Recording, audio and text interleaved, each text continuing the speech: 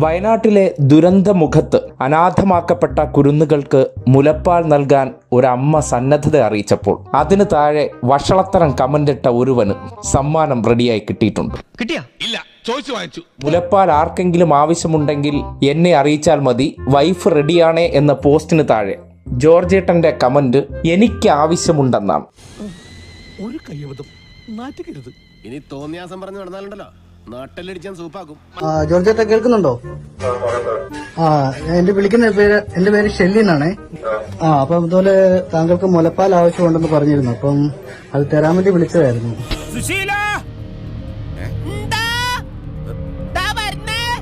എല്ലാരും വിളിച്ചു.